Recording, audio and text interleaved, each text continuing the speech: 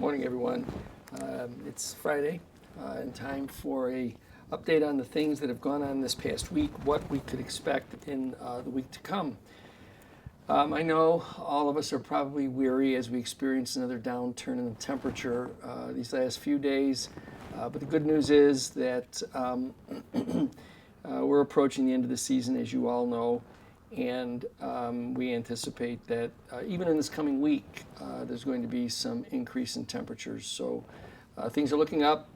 Spring is right around the corner, and we should all be excited about the fact that this weather is going to change very soon. On that note, please remember that this weekend we are changing our clocks. We're moving forward an hour as daylight savings time begins again.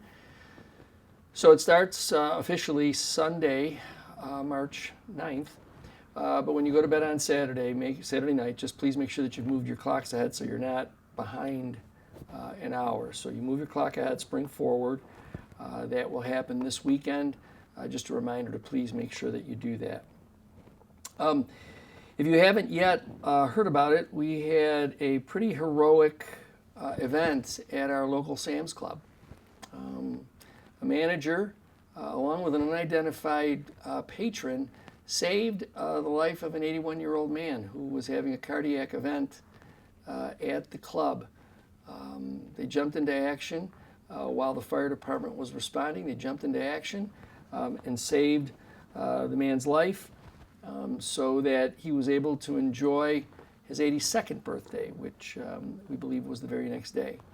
He's going to be, the store manager is going to be recognized for his heroics this weekend.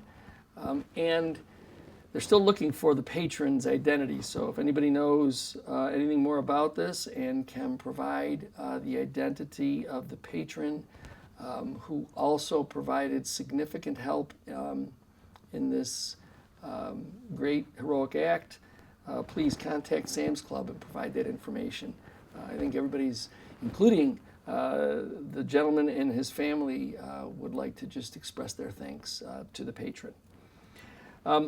As you know, we continue to move forward with our development intentions in the downtown area and for the construction of the event center and park. In the coming days, I'm going to be heading to Albany to have conversations with state leaders on the topic so that we are able to begin the process of focusing attention on the importance of the development to the city and to the region, really.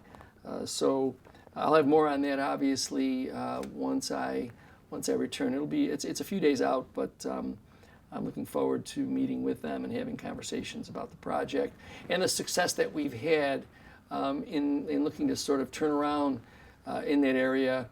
Nearly 30 years of no development and sort of just standing still. So I'll have more on that when I return. We continue to accept information, applications, and interest on our North End development, Main Street development project with regard to university housing and additional development. I anticipate that over the course of the next several weeks, we'll start weeding through some of the applications to find those development opportunities and applications that seem to have the wherewithal to get carried through. Remember, one of the things that we're striving for in this particular project is to make sure that it's not just acquiring property and sitting on it. Heaven knows there's been an awful lot of that, and we still suffer through some of it. And so this will be an opportunity to try and change that dynamic, at least in the North Main Street site. In addition, steps are being taken to begin the downtown revitalization streetscape development, which will improve some of the street view or how the street is viewed by pedestrians, motorists, visitors, businesses on the street. Bids will be going out for all of that work, and then we hope to be able to get that started soon so that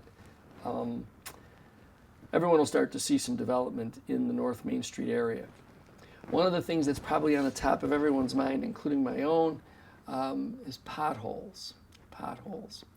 A very good example of how severe the weather has been and what that has done to the roads was evidenced this week when we had, I'm thinking that it was Tuesday. Tuesday was in the mid-50s, and then Wednesday was in the mid-30s.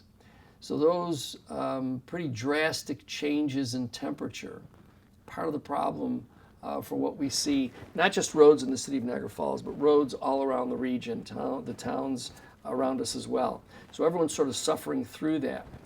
Again, just so that you know, we won't be able to provide what would be a more beneficial repair. It is using hot material to repair some of these potholes until the plant opens, which isn't until late April at the earliest, and usually it'll be in the beginning of May.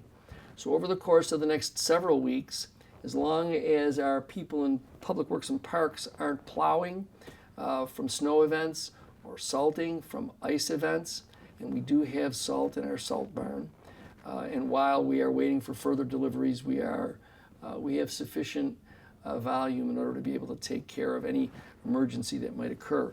But while they're not doing any of those activities, they're out providing patching with a cold patch material.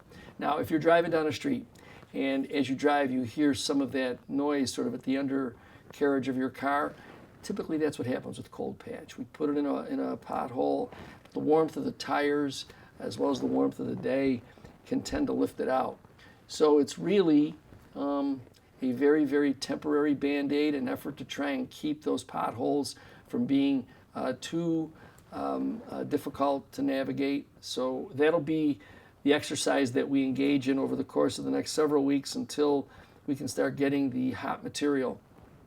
And then again, once the plant opens and we're able to start doing road repair with that material, they'll then pivot to actual road repaving. So we'll take a pause just based on personnel in terms of filling potholes to pivot over to doing road repair and then move our way back to pothole repair.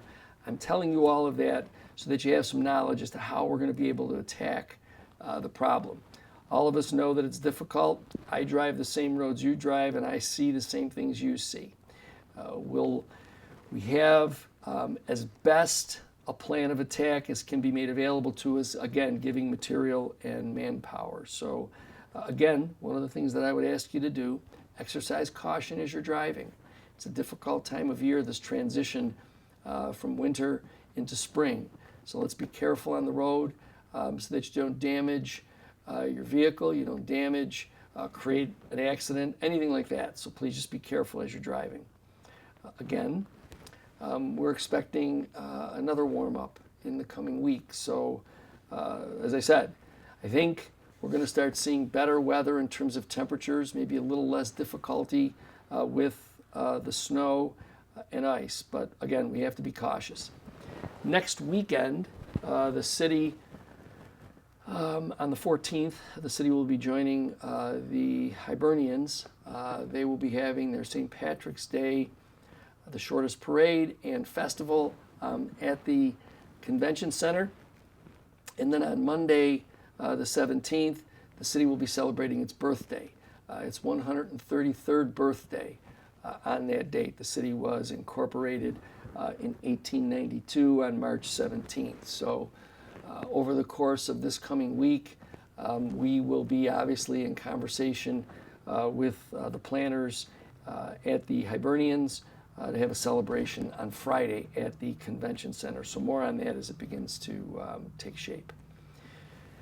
Again, I'll provide more information on my efforts speaking with state representatives and officials next week. And again, I'm going to ask everyone, please be cautious as you're out there driving about. I know the roads are difficult. You can rest assured that we're taking every step we can to try and make them safer. But it's going to be a challenge given the material that we have and the manpower that we deploy. But with your help, we can make it through this particular season and get our way into spring when we can start doing a more significant repair.